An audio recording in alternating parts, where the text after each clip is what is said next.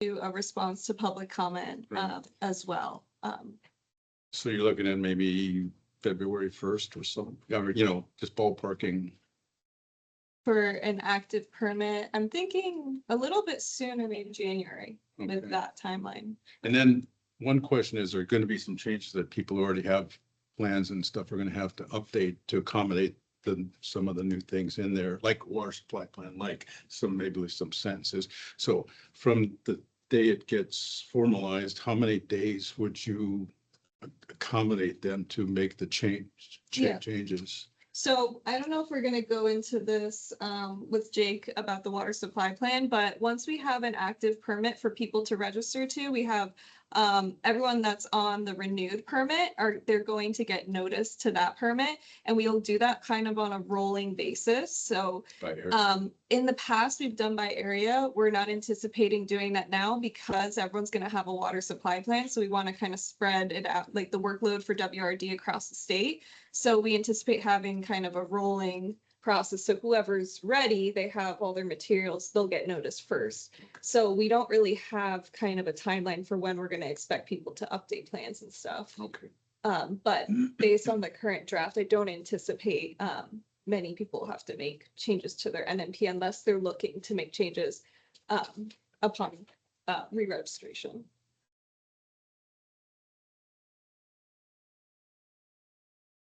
Any other questions about where we're at with the NPDS permit draft?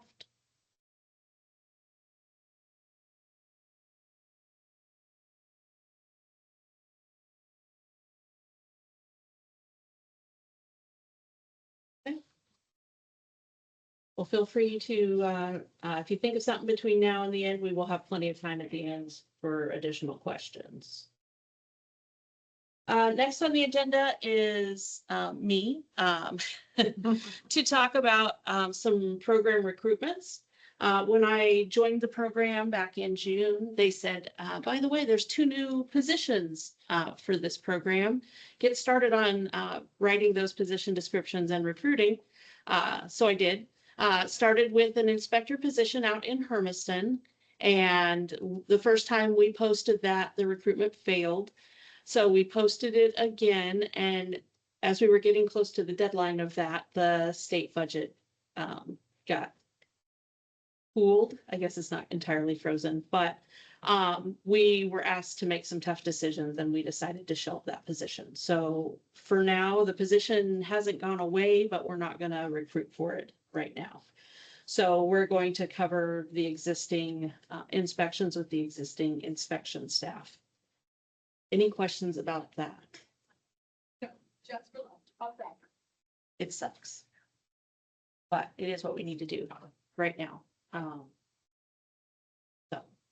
we're going to get it.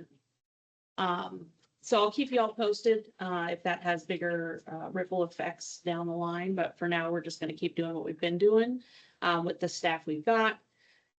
Obviously, we've been getting the inspections done with our current staff. So we're just going to keep doing that for now. Let's see. There's one question. Nope. I guess it went away. Did somebody have their hand up? What was the second position? Okay. So the second position is an NRS 4 position, a natural resource specialist 4 position, which is a permit coordinator position. That'll be based here in the Salem office. And that position will do a lot of like the permit writing side of it. So working a lot of what Katie's been doing for this NPDS permit, we're going to have to do the same thing for the WPCF permit moving forward.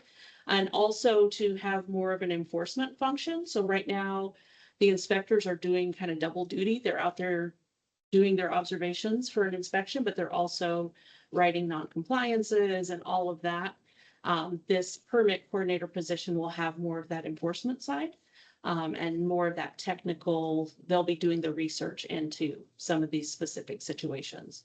So that position, I've drafted the position description. It's currently in HR to be reviewed and approved before we can move on to recruitment. Again, that'll be based here in the Salem office. Any questions about that position?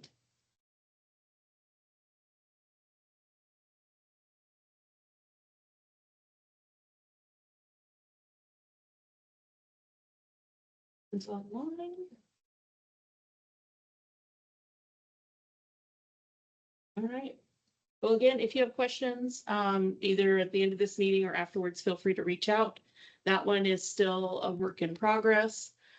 We've based that position description off of what the program had proposed when it was first asked for, and also off of a similar position at DEQ, what those job duties are. So we want to be consistent across the state. And that's an NRS 4, Natural Resource Specialist 4. All right. Just wanted to briefly touch on the fact that we did just finish all the renewals for the WPCF permit. We did get those all in by September 30th. That last week of September was a bit stressful, but we got it done. The water supply plans for that, which is we're going to go to Jake next. That was a new process for everyone. So we all learned as we went through that. We're going to be making some updates to that WSP form before spring when we are working through that same process with the NPDS permittees. So we learned a lot. The water masters learned a lot. We met together and learned what concerns were coming from both agencies. So that should be smoother moving forward. I don't want to take Jake's thunder because he's going to talk about that process. But again, we survived September, and I feel like that's a huge accomplishment. We currently have 480 permitted CAFOs in the state. About 1/3 of those are WPCF and 2/3 are NPDS. Spread out across the state. We have 3 counties that don't have CAFOs, but the rest are spread out across the state, and that's pretty awesome. You know, to have local food being produced in Oregon across the state is really important. That's something I've committed my entire career to. So when I see that map and there's color in every county, that makes me feel good about the work we do. So. Is that map on the website? No, Is it public? Is it shareable? it's something that I created just Oh, okay. for my own benefit. I Okay. will. When you referenced a map, I thought, oh. Yeah, it's no, something- it is not because it's not, because I haven't gotten that far yet. Okay. But let me show you, and if you want, you can take a photo. So this is the map. Because I'm a visual person, and so I needed to be able to see, Mhm, especially as a new program manager, and I'm still getting to know the state. mhm. It helped me to see where everybody is. Mhm. I've been shadowing each of the inspectors to get to visit their county. So I'm from Kirk County. I'm from a very agricultural county, but also a very sheltered county. And so one of my goals as a new program manager is to get out in all parts of the state with the different inspectors. So next week, for example, I will be in Tillamook County, which is that 102 up in the left-hand corner. And then I'm going to Ontario, clear on the other side of the state. So I'm going to see these big counties next week. And so again, it helped for me to have that visual of how many CAFOs we have permitted in each county. Yes. I thought I heard you say that there were 3 counties that had no CAFOs. but Yeah, it's so- like there's numbers. One of them's Lincoln. That didn't help. And then these 2 up Oh, that here. is a 0. Yeah. Okay. Lincoln. Lincoln, it's not Sherman. Hood River. No. Yeah, Maybe good read.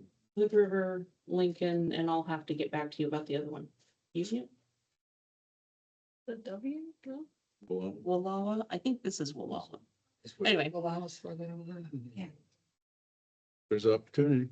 there is Yes. opportunity, right? Bigger. But yeah, it's good to see this spread across the state.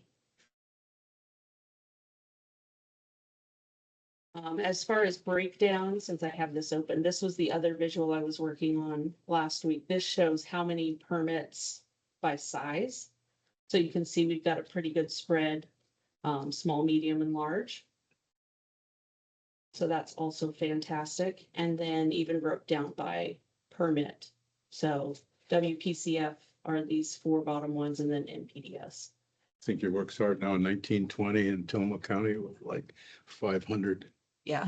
dairies. So it's- Yeah. Well, I grew up on a farm where we we milked 6 cows a day and a truck came and picked it up in cans. So, you know, we've got the gamut here, Yeah. which is pretty cool. All right. Very cool. So I love those visuals. I will continue to work on them and eventually they will Thank go you. up Yeah. online because I really think they help tell our story. Yes. And as a former extension educator, it's very important to me that I tell the story Yeah, of, thank you. of what our industry is doing. Industries, plural. Okay, well, that's all and then some that I want to share today. I'm going to turn it over now to Jake from Oregon Water Resources Department to tell us a little bit more about the water supply plans and how that first process went. Yeah, thank you. Just double checking people can hear me again because mic problems. So I just put some stuff in the chat here.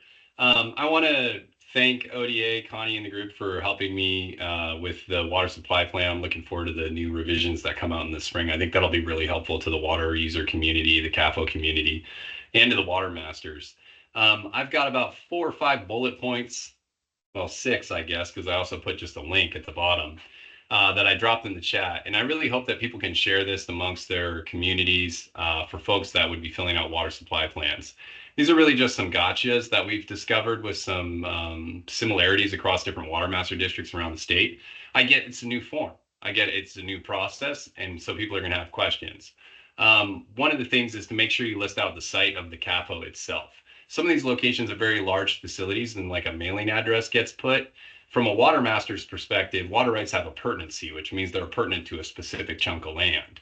And then that water master spends more time trying to chase down where is the actual CAFO. So that can be helpful too. It's really just making sure to explain the actual site of the CAFO.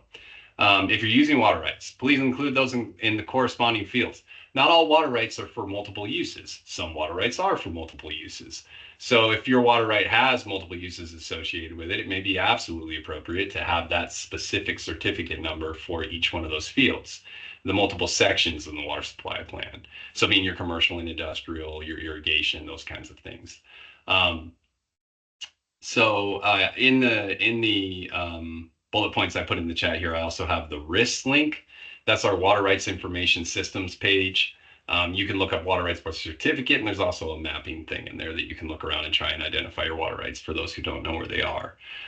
Some of the larger operations that have tons of water rights, because it's just a huge facility, have literally given us an attachment with multiple water rights listed out in there. That was really helpful.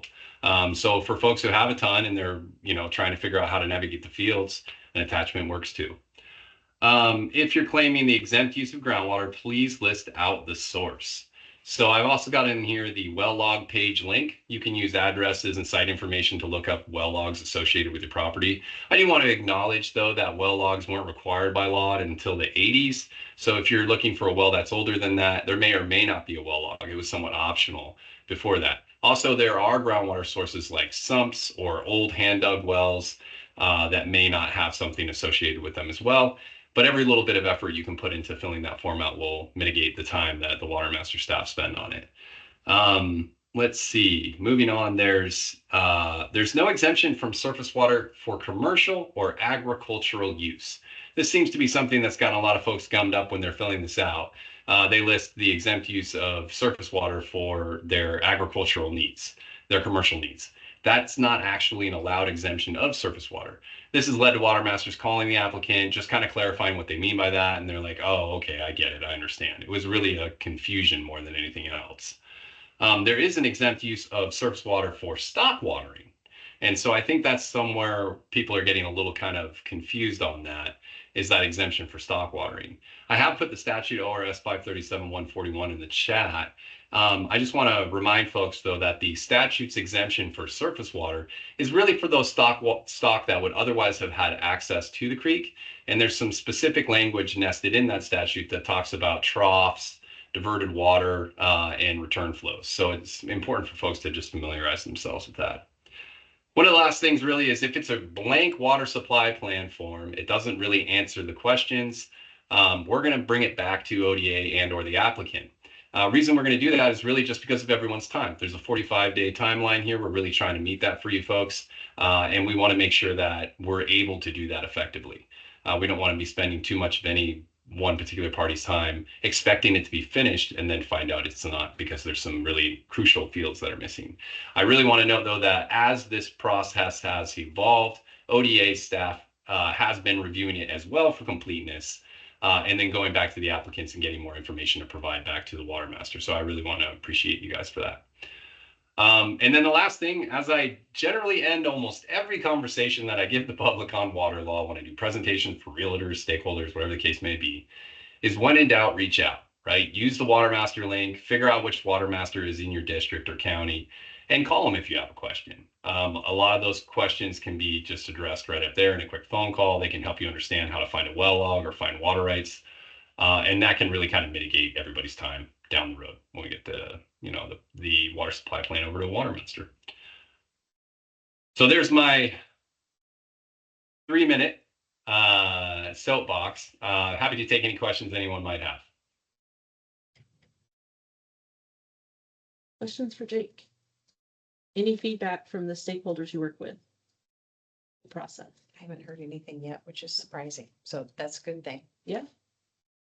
No news is good news. Jake, the items that you placed in the chat for those of us who are physically present, do you have those posted on the website someplace easy to find in OWRD land, or? We'll add them to the meeting. Oh, notes, we'll too. add them. Okay, never mind. Yeah. Never mind. Thank you. Yeah. Yeah, I just wrote these up, so they're not like Not an official. not an official media publication. However, they're useful links either way you slice it. So Okay, thank you. no problem. Yeah, I reiterate that if you have questions, reach out to your water master. They really know the water issues in their county, and it differs across the state. They have been fantastic to work with. So please, if anybody has questions, reach out. Any other questions?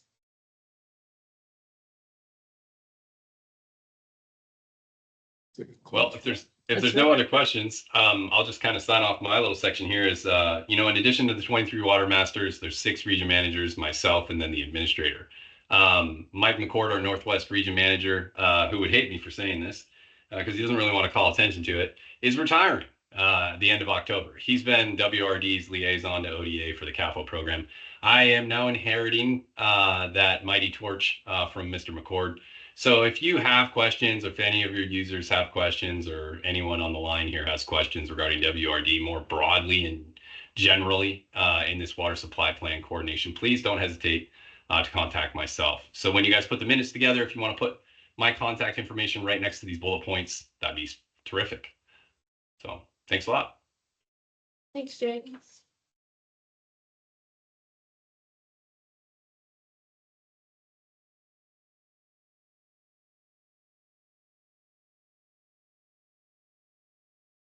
Next on the agenda, we have other partner agency updates. We're going to start with DEQ. Taylor, do you have any updates for us? Yes. Okay. Can everyone hear me okay? You're really quiet. Okay. I turned my camera off and am trying to talk really close to That's my better. computer. Is that Yeah, better? That's better. Yes. Okay. Great. Sometimes it takes a minute to calibrate. And I will spare you from a close-up of my forehead. Um, yes. Okay. Thank you, Connie. So this is Taylor West with DEQ. A big update is that my position as the DEQ CAFO program specialist was originally funded through the passage of Senate Bill 85 to support Senate Bill 85 implementation and facilitate coordination between the ODA CAFO program and DEQ's water quality program. And unfortunately, that funding has come to an end. So I am wrapping up my time in this role and will be done in this position by the end of this month on October 31st.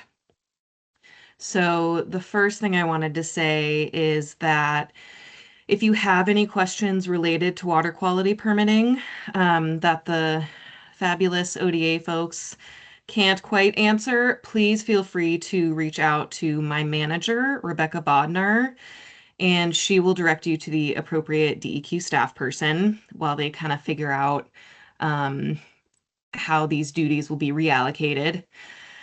And then second, I just wanted to express my gratitude for the chance to be in this role for the last year and a half. I have learned so much about the Oregon CAFO industry and how we're all working together to support the production of local food in a way that is protective of the environment, which are two things that are very near and dear to my heart. And I've just also seen firsthand how much Oregon's CAFO operators care and how much community members care and how much state agency staff care. And it's just been a privilege to be a part of this. So thank you for having an open mind to my involvement on behalf of DEQ the last year and a half. And I hope to continue learning from you all going forward and contributing to our shared goals in the future. And that's all I have. Thank you, Taylor. Taylor, can you put Rebecca Bodner's contact info in the chat, please? So that way I can post it in the meeting minutes. Yes, absolutely. I'll do that right now. Thank you. I appreciate all Taylor has been doing to help support our program from the DEQ side, and the end of her position is certainly going to be a loss for us too, even though she's at DEQ. Taylor, thank you. You traveled to the east side of the state. We saw you in Vail and Tillamook and Salem and a couple of other places, but thank you. You had a lot of great questions and you really put your heart into it. It's truly appreciated. Oh, thank you, Tammy. I appreciate that. I had a lot of fun meeting you folks and getting to go all over the state with Katie. So I'm gonna miss the chance to keep developing those relationships. But I wish you all the best going forward. You have a great team of ODA staff that's got your back. Thanks, Taylor.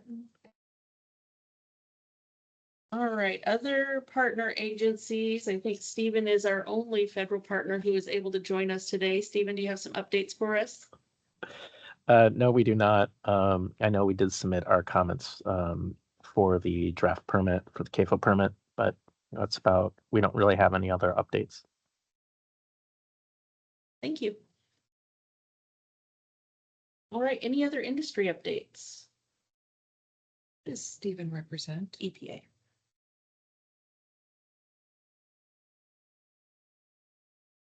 Used to seeing, Oh, what's his name? yeah, him. Yeah.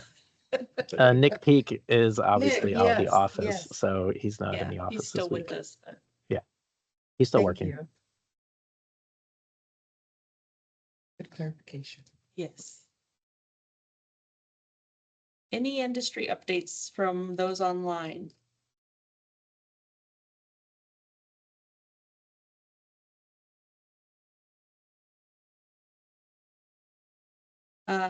Last on the agenda, but certainly not least, any public comments? Anybody from OSU? Glad you were able to join us today. I'm an OSU alum. Go Beavs. That's right, go Beavs. Amy. Hi, just curious, and I know I missed the first part of the meeting. Was the nutrient application permit rulemaking and, permit issuance discussed at all? Is there a timeline for that? No, that has not been discussed. No, that's, Yeah, it's after, I think, the WPCF permit in terms of priorities. yeah, so we're still working on the MPDS draft. And then that has to go out for public comment. And then the next item on our agenda will be the WPCF permit update. And the nutrient application plan will be after that. So that'll be sometime in 2026, I anticipate.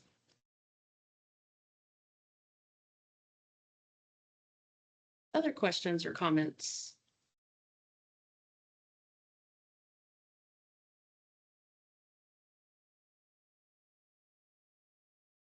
As an educator, I've been taught to embrace that awkward silence. Point to somebody and ask them. Yeah. Do you have any comments? What do you think about that, Tom? You don't want to know. It does beg a question while we're open here, is the changes to the water supply plan, are they gonna be significant or just minor little? It's minor things, as Jake mentioned, part of the problem is folks not filling out the form completely. And part of that, I believe, is because the instructions were a separate sheet. And so for one thing, we're talking about merging those, so all the details are on it, which will make it a much longer document. But then folks aren't gonna miss or check a box that they shouldn't have checked, for example. But overall, it's the same content, it's just helping clarify where there's been a lot of confusion. Yeah.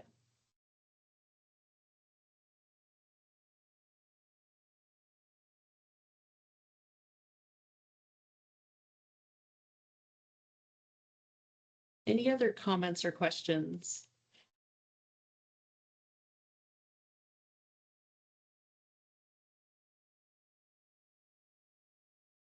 Well, hearing none, we will adjourn and we will add these talking points and the links that were shared in the chat to our meeting minutes and get those posted.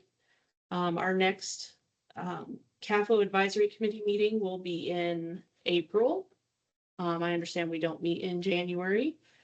So we're working on scheduling some tours for next year's CAFO Advisory Committee meetings. So we will meet and the advisory committee will be invited to meet in person and trying to set up some really cool tours in different parts of the state. Again, I love being out in the field. Any day in the field is better than a day in the office. So want to give us an opportunity to go visit some of our operations around the state and see the innovative things they're doing. So I'm excited. And as soon as we have those confirmed, we'll get those shared with the advisory committee.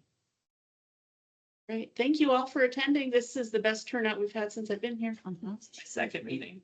But I appreciate you all being here and sharing what you've got going on. So thank you.